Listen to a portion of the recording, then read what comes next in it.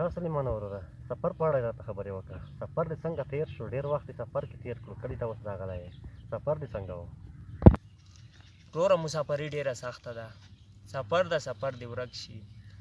صحیح کوې، ژوند مې ډېر کې ستړی و.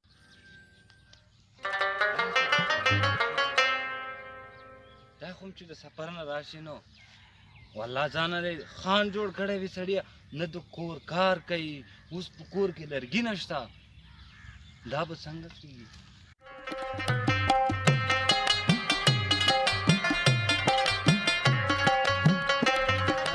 دا سر خوړلی تیار خور خو دلته ناست دی، مونږ یې په ګرځېدو خپې ماتې کړې.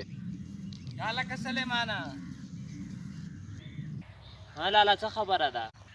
هلکه راځه چې د لرګو غم وخورو، په کور کې زره لرګي نشته. لالا ته درځه، زه درځمه. سمه ده، زه راځه، هسې نه چې په تمه مې. سمه ده سمه ده.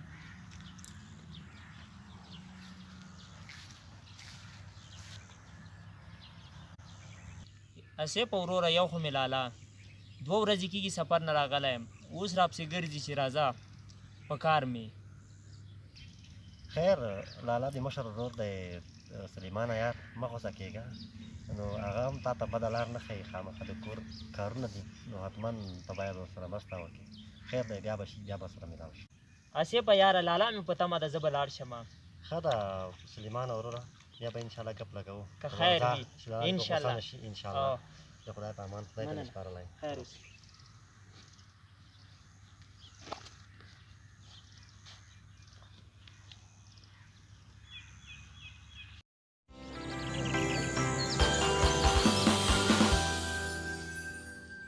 زما لویه خدایه، د قدرتونو قربان، د نعمتونو د قربان، دا شین موسم، دا ښایسته هوا د سړي روح ورسره تازه وي، څومره خوند کوي.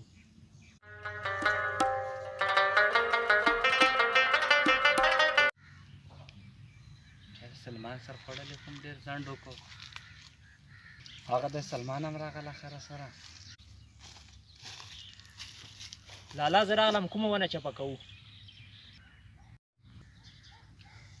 دغه ونه به ووهو که نه؟ لالا دا ونه خو میوهداره ده، که خوښه دي دا به نه ویو.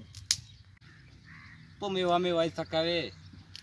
لرګي نشته چې لرګي کور ته یوسو، میوې یې څه کوې؟ څه میوې مو ترې خوړلې؟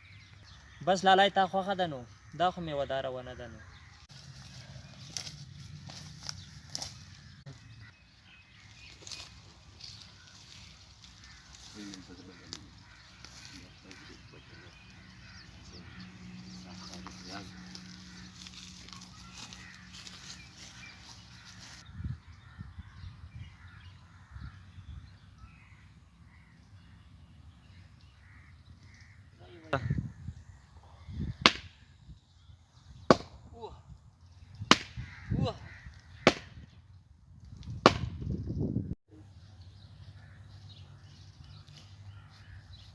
او ظالمانو، دا څه کوئ؟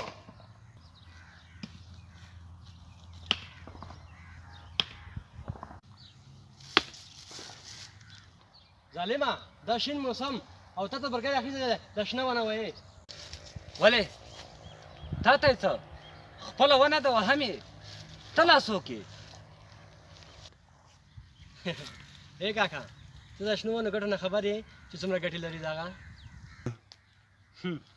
ګټو نه یې زه ښه خبر یم، دا ګټه نه ده. زه یې اوس وهم، توکړې توکړې کوم او کور ته وړم، دا ګټه نه.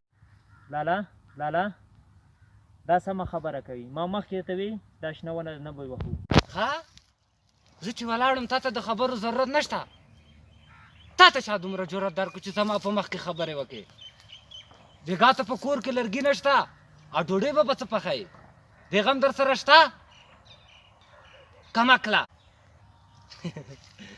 کاکا د جوش نه د هوش نه کار واخله. دا عقله د عقل دې بل چاته وښیه. ګوره کاکا، زه نه پوهېږم څه دا ونه ووایې. ځوانه څه خبره ده چې لانجه مو جوړه کړې ده؟ ډاکټر صاحب، ښه شوه چې ته راغلی، دې ته ما ډېر نصیحتونه وکړل، دا زما نه مني. ظالم وګوره، تشنه مې وداره ونه وایي. کاکا ډېر ظلم نه ده چې د شنې ونې وهې. ډاکټر صاحب تم ښه خبره کوي خو موږ غریبان خلک یو په دې موږ ژوند روان دی ستا په شان مالداره خو نه یو. کاکا ستا خبره ډېره صحیح ده. زموږ ولس ډېر غریب ده. کاکا زه به د ونو څو ګټې درته ښایم خو که به یې وهې که نه یې وهې. کاکا لومړی دا خبره چې ونه چې ده د هوا صفا کوي. کاکا دوهمه دا چې له ډېرو ناروغیو مخه نیسي ده. او ډاکټر سمه خبره کوي. او بل دا چې ونې د بېلابېلو طوفانونو مخه نیسي. لالا لویه خبره دا چې د الله تعالی ثنا وایي. ځوانه زما د لاس سترګې خلاصې کړې چې تاسو نه وای راغلی ما به اوس د دې شنې ونې خون اخیستی و له د احساس نه چې ما ته مو دومره پویه راکړه چې زه دا ونه پرېږدم او یې نه وهم. قربان شکر کاکا چې لا دې عقل سرته راغی. د بل وخت لپاره فکر کوئ د شنو ونو حفاظت وکړئ هر وخت لپاره. لالا اوس د دې ونې پټۍ پکار ده. راځئ چې ګوره د دې ونې پټۍ وکړو. سمه ده.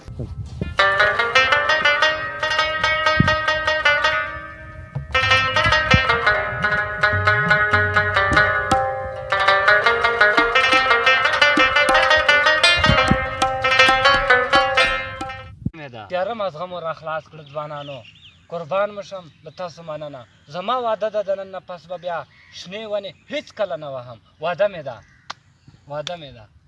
ګوره هېوادوالو تاسو ته مې هم دا پیغام ده چې دا شنې ونې د وطن ښکلا ده او دا ښکلا له منځه مه وړئ.